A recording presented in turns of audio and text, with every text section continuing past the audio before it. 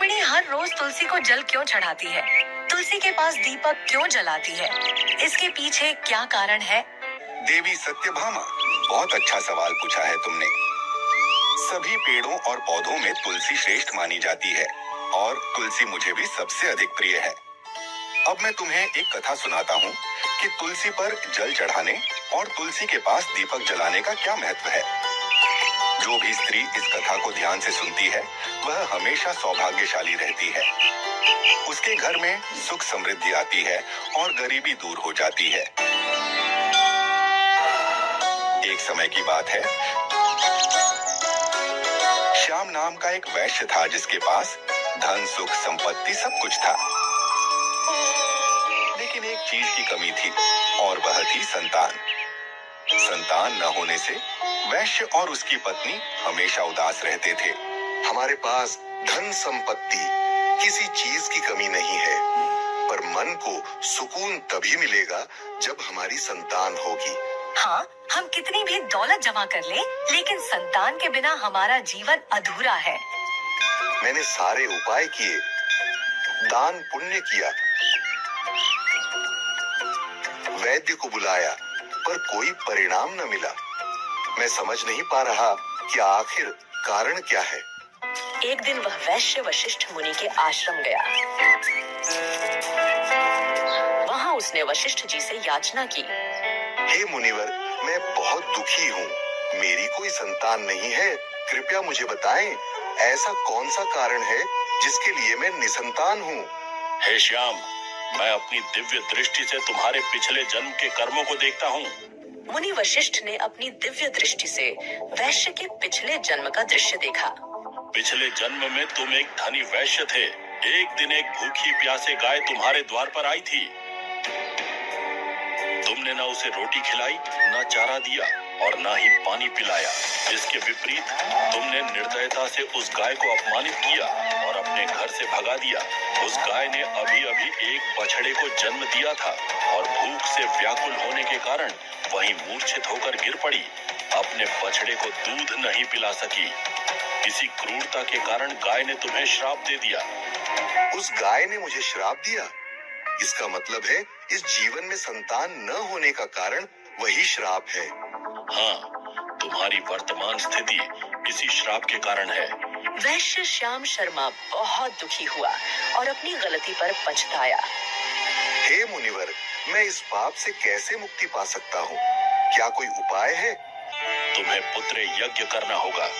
यज्ञ संपन्न करने के बाद ब्राह्मणों को गायों का दान करने से तुम्हें संतान प्राप्त होगी और पाप से मुक्ति मिलेगी। मुनिवर, आपका धन्यवाद। मैं शीघ्रता से पुत्र यज्ञ करूंगा और इस पाप से मुक्ति पाऊंगा। श्याम शर्मा घर लौटा और सब कुछ विस्तार से सुनाया। अब हमें संतान की प्राप्ति होगी। हाँ, वशिष्ठ जी ने बताया कि यज्ञ के फल स्वरूप हमें संतान प्राप्त होगी, लेकिन एक शर्त थी, हमारा पुत्र केवल 18 वर्ष का होगा। केवल 18 वर्ष? यह कितनी छोटी आयु है। हाँ, पर हमें इस पाप से मुक्ति भी मिल जाएगी और कम से कम हमारा वंश तो आगे बढ़ेगा। श्याम शर्मा और उसकी पत्नी ने पुत्र यज्ञ का आयोजन किया। उन्होंने कई ऋषियों, मुनियों और ब्राह्मणों को आमंत्रित किया और विधि पूर्वक यज्ञ संपन्न किया। तभी अग्निदेव प्रकट हुए। हे अग्निदेव, मेरे पुत्र यज्ञ को सफल करो, मुझे संतान का वरदान दे। हे श्याम शर्मा, तुम्हारा यज्ञ सफल हुआ है। तुम्हें संतान प्राप्त होगी, परंतु ध्यान रहे वह केवल 18 वर्ष तक ही जीवित रहेगा। धन्यवाद अग्निदेव।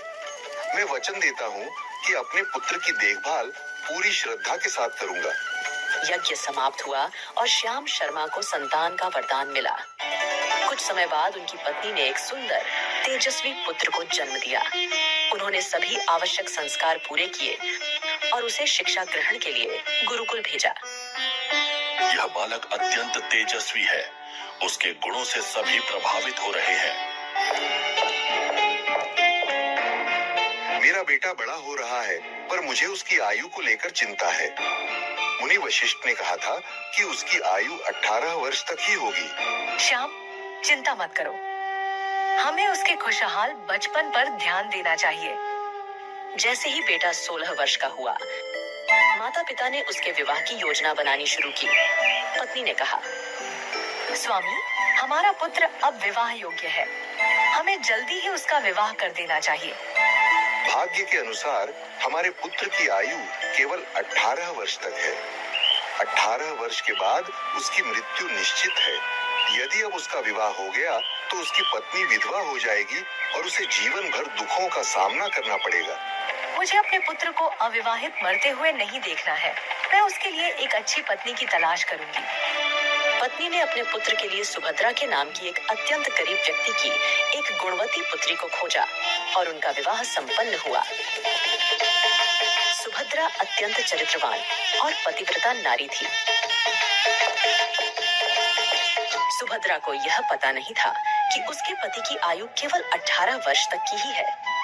विवाह के बाद सुभद्रा अपने सास ससुर और पति की बहुत सेवा की और अपनी मधुर वाणी से सबका मन जीत लिया। समय बीतता गया और श्याम शर्मा के पुत्र की मृत्यु निकट आने लगी। माता पिता को इसकी घबराहट सताने लगी। एक दिन उन्होंने अपनी बहू सुभद्रा को बुलाया और दुखी मन से कहा, बहू, हमें माफ कर देना। हमने तुम्हारे साथ बड़ा अन्याय किया है। आप लोग ऐसा क्यों कह रहे हैं? आप मुझसे क्षमा मांगकर मुझे लज्जित ना करें। आप साफ साफ कहे क्या बात है। बेटी, हमने तुमसे एक बात छुपाई थी। हमें हमारा पुत्र यज्ञ के फल स्वरूप प्राप्त हुआ है। हमारे पुत्र की आयु केवल 18 वर्ष तक ही है और वह समय निकट आ गया है। यह तो जानकर दुख हुआ, पर मैं आपको यह विश्वास दिलाती हूँ कि आपकी चिंता बेवजह है। मैं अपने पति के प्राण की रक्षा करूँगी। मुझे बस एक दीपक, जल का घड़ा और एक गाय चाहिए। श्याम शर्मा ने तुरंत अपनी बहू को दीपक, जल का घड़ा और गाय उपलब्ध कराया। बेटी सुभद्रा, जैसे तुमने कहा, मैंने वो सब मंगवा दिया है। धन्यवाद ससुर जी। मैं अपने पति की रक्षा के लिए पूरी तैयारी करूंगी। जैसे ही वह दिन आया जब उसके पति की मृत्यु होने वाली थी, सुभद्रा ने सुबह जल्दी उठकर तुलसी को जल अर्पित किया और तुलसी माता को प्रणाम करके पौधे पर चुनरी बांधी, दीपक जलाया और प्रार्थना करने लगी। हे तुलसी माँ, मैं इस चुनरी के साथ आपकी शरण में आई हूँ। कृपया मेरे सुहाग की रक्षा करें। यमराज के 2 दूत श्याम शर्मा के पुत्र के प्राण लेने के लिए घर आए, लेकिन तुलसी के पौधे ने उनका मार्ग रोक दिया। यह क्या? तुलसी का पौधा हमें रोक रहा है। हे यमदूत, मैं तुम्हें इस घर में आने नहीं दूंगी। इस घर की बहू ने मुझे चुनरी चढ़ाई है। उसके पति की रक्षा मेरी जिम्मेदारी है। हमें यमलोक लौटना होगा। यहाँ प्रवेश करना संभव नहीं लग रहा।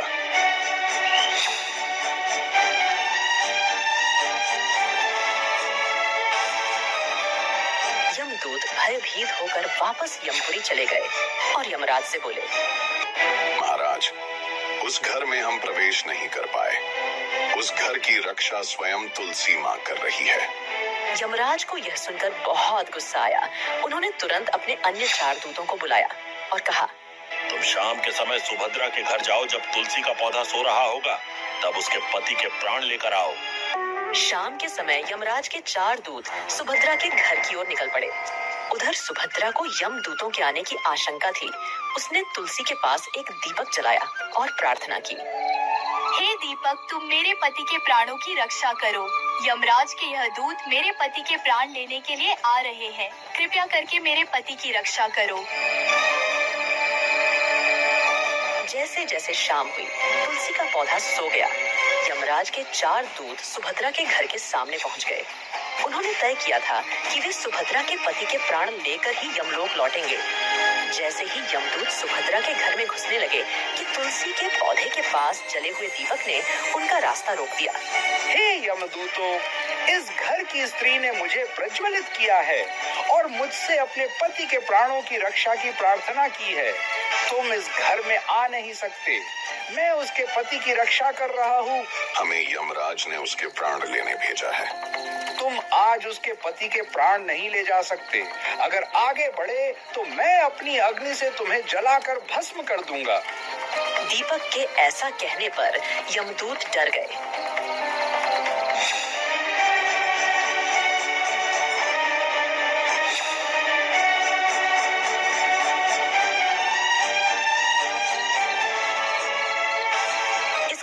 सुभद्रा ने जल के लौटे को दीपक के पास रखा और बोली, हे जल देवता, मेरी मदद करो।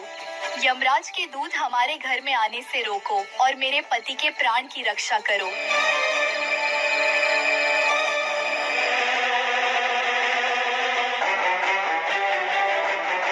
जैसे ही यमदूत फिर से सुभद्रा के घर में आने लगे, जल ने कहा, इस घर के रक्षा की जिम्मेदारी मेरी है। अगर तुमने इस घर में आने की कोशिश की तो सोच लेना, मैं तुम्हारे नरक की आग को अपने जल से बुझा दूंगा, फिर तुम्हारा नरक लोक डगमगा जाएगा। यमदूतों ने जल के लौटे की चेतावनी सुनकर भयभीत होकर वापस लौटने का निर्णय लिया।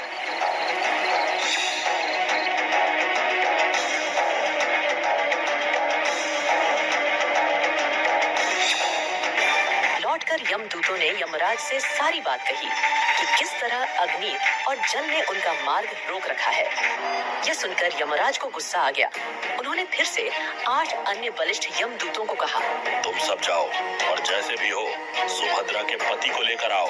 इस बार सुभद्रा ने अपने घर के सामने गाय को बांध दिया था और गाय माता से प्रार्थना करके बोली, हे गौ माता, यमदूत मेरे पति के प्राण हरने आएंगे।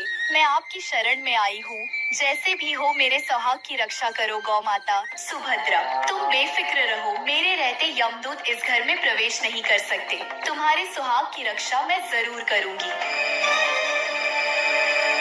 जब 8 यमदूत आए तो गाय ने उनका रास्ता रोक दिया और बोली, मेरे रहते तुम लोग इस घर में प्रवेश नहीं कर सकते।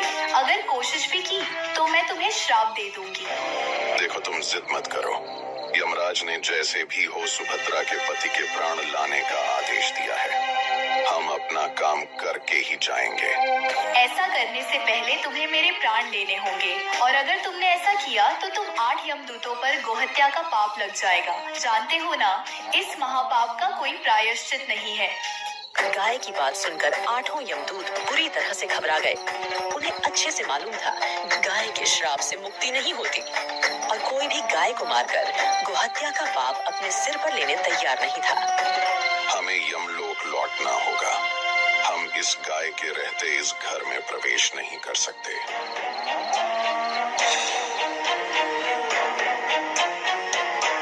8 यमदूत डर कर यमलोक पहुँचे और यमराज को सब बताया। आज उसके पति के मृत्यु का दिन है, अब मुझे ही कुछ करना पड़ेगा। यमराज अपने भैंस पर सवार होकर सुभद्रा के घर के पास पहुंच गए। यमराज को अपने द्वार पर खड़ा देखकर सुभद्रा डर गई और यमराज को प्रणाम करके उनकी स्तुति गाने लगी। हे धर्मराज, आप ही प्राणियों के पाप और पुण्य का लेखा रखते हैं। आप न्याय के देवता धर्मराज और मैं धर्म का पालन करने वाली एक पतिव्रता नारी हूँ। कृपया मेरे पति के प्राणों की रक्षा करें।